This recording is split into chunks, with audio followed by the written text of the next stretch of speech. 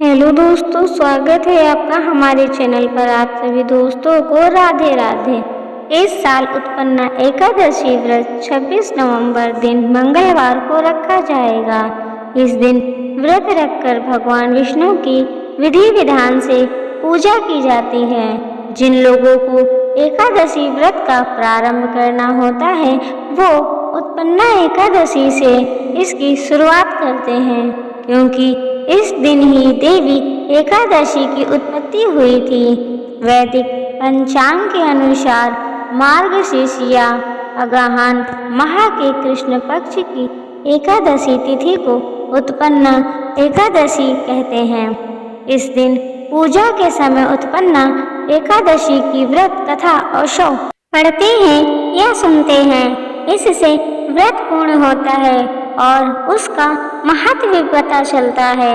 तो चलो जानते हैं उत्पन्ना एकादशी व्रत कथा, मुहूर्त और पारण समय के बारे में।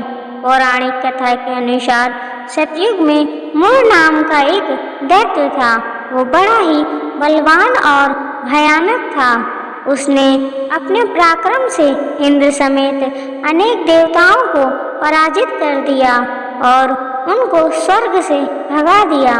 मूर के आतंक से परेशान सभी देवी देवता भगवान शिव की शरण में गए और उन्होंने उनसे रक्षा का अनुरोध किया। भगवान शिव ने कहा कि आप सभी जगत के पालनहार भगवान विष्णु के पास जाएं। भगवान शिव के वचन को सुनकर सभी देवी और देवता क्षीर सागर में भगवान विष्णु की शरण में पहुँचे। भगवान विष्णु से निवेदन करने लगे और कहा कि वो मोह से हमारी रक्षा करें। हम सब आपकी शरण में आए हैं। भगवान विष्णु ने इंद्रदेव से पूछा कि कौन ऐसा दैत्य है जो सभी देवताओं को जीत लिया है, उसका नाम क्या है, वो कहाँ रहता है, आप बताओ। इंद्रदेव ने कहा कि मूर नामक राक्षस चंद्रावती नगर में रहता है।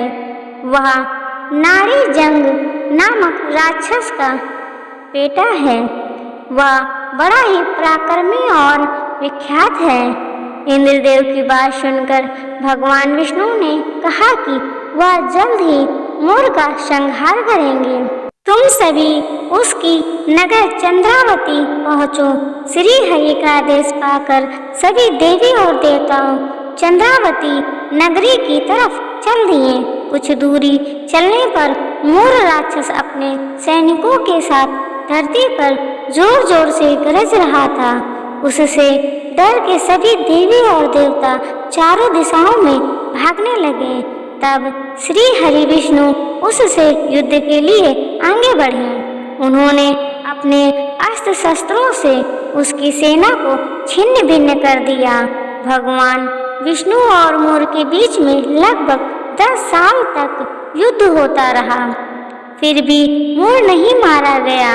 भगवान विष्णु थक कर बद्रिकाश्रम चले गए। वहाँ पर भगवान विष्णु हेमंत नामक सुंदर गुफा में विश्राम करने लगे। यह गुफा 12 योजन तक लंबी थी और उसमें सिर्फ एक ही प्रवेश द्वार था। भगवान विष्णु वहाँ पर योग निद्रा में थे। उनका पीछा करते हुए मूर भी वहाँ पर आ गया। भगवान विष्णु का योग निद्रा में पाकर उस पर हमला करने के लिए आगे बढ़ा। तभी भगवान श्री हरि विष्णु के शरीर से एक देवी प्रकट हुई। उन्होंने मूर के साथ युद्ध किया और उसका संहार कर दिया। युद्ध बीत जाने के बाद भगवान विष्णु जब योग निद्रा से बाहर आए तब उन्होंने देवी को देखा। उन्होंने कहा कि आपका जन्म एकादशी के दिन हुआ है, इसीलिए आप उत्पन्ना एकादशी के नाम से जानी जाएंगी। जो लोग आपकी पूजा करेंगे वह हमारे भी भक्त होंगे।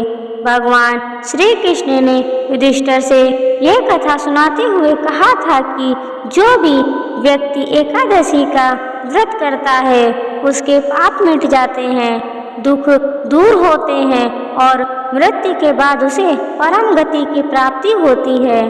भगवान विष्णु के श्री चरणों में स्थान पाता है, उसे मोक्ष मिल जाता है। उत्पन्ना एकादशी 2024 मुहूर्त और पारण समय। उत्पन्ना एकादशी की तिथि का प्रारंभ मार्गशीर्ष मास के कृष्ण पक्ष की एकादशी तिथि 26 नवंबर को सुबह 1:01 से प्रारंभ हो रही है, जो 27 अक्टूबर की सुबह 3:47 पर समाप्त होगी।